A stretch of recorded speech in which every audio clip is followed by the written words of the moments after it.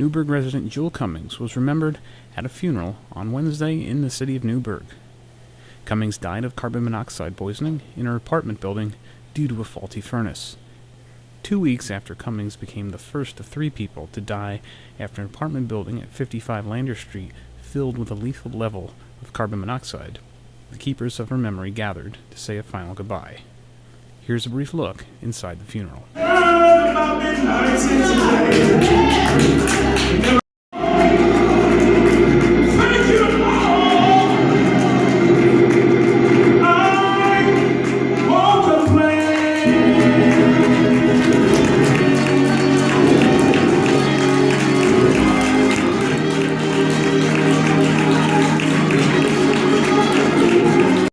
Come up and give us some reflections that they had of Sister Jewelle. We actually keep it at least 2 minutes, but it's really beautiful to share. We had that smile, and she was a people person. And I won't forget that because I know what she meant to me. JW, that's your sister also. May, that's your sister. But when I lost my sister not too long